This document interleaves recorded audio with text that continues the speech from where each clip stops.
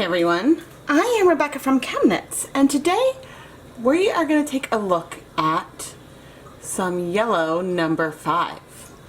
Now I've seen from experience that this food coloring color tends to look orange when it's more concentrated. So I wanted to dye some yarn into just McCormick's yellow, which is only yellow number 5, and then see what kind of hues we see on the yarn. 8, 9, 7, 28, 30. Okay, so far I've added 30 drops of yellow food coloring to our dye bath. Now what I have in this pot is full of exhausted citric acid from KoolAid. So I started with 4 packets of KoolAid and 8 cups of water, dyed some yarn, and then the water was clear and this is what remained. And so I'm using this leftover water as the acid for our dyeing experiment today. But I actually think I'm going to double the amount of yellow and go up to 60 drops.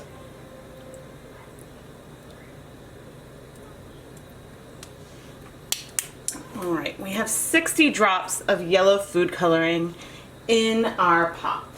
And I know that 1 drop of yellow food coloring just directly on yarn does give us sort of an orange, like a very yellow orange, like a orange sunflower or something. But the pot is reading a little more yellow on camera, but to me right now I see a nice clementine orange in the pot, so I'm really curious what we'll get when we dip dye.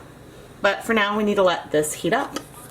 I have pre-soaked 100 grams of stroll fingering weight yarn in plain tap water overnight. Now while I had this soaking overnight, it's not necessary to have it soak that long. 20 minutes is sufficient. It just happened to be overnight in this case. Stroll fingering is 75% superwash wool, 25% nylon, and this is a blend that takes up food coloring dyes beautifully.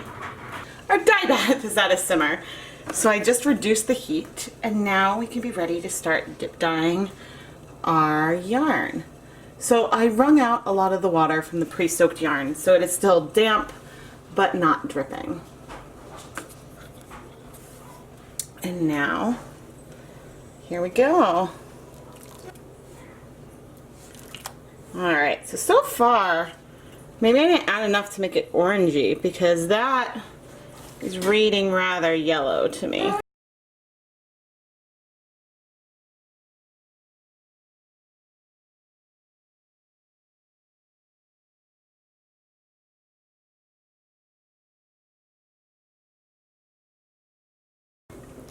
Alright.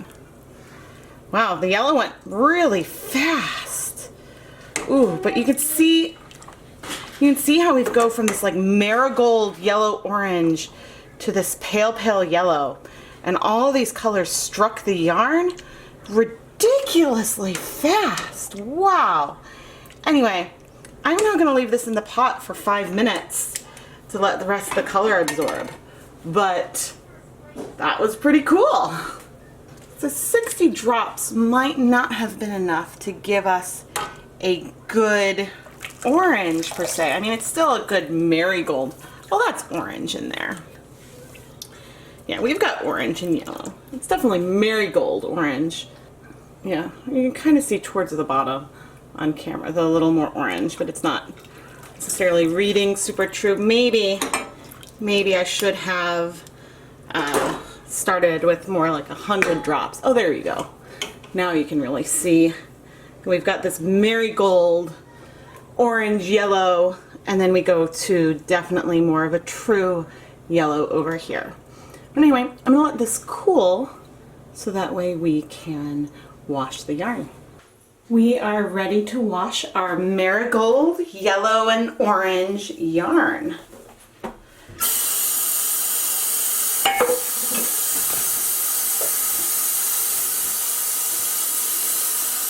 I am going to add some clear dish soap to this rinse bath. There is, you know, in addition to the citric acid that was in our dye pot, there's still some flavor.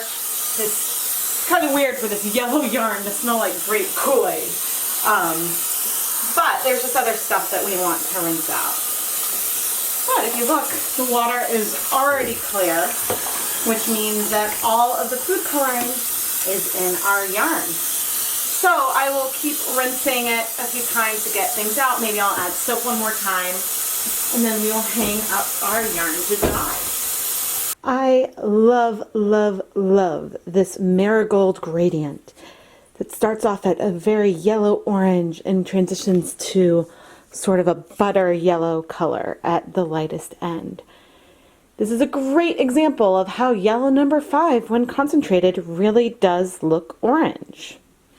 The yarn in this video on the bottom started off with 60 drops of McCormick's yellow food coloring.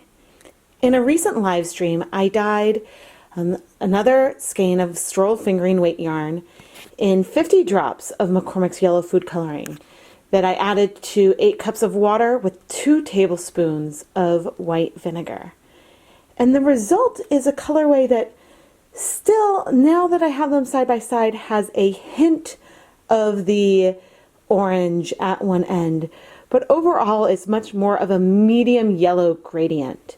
I also made sure to dip dye the second skein, the one on top, a much slower to give us more even color and have a little less of the bright orange. Those extra 10 drops did not make a huge difference when it comes to the overall hue, but, and it's hard to really see on camera, I do see a lot more orange when I use the 60 drops versus the 50. I am Rebecca from ChemKnits, and thank you for watching this video.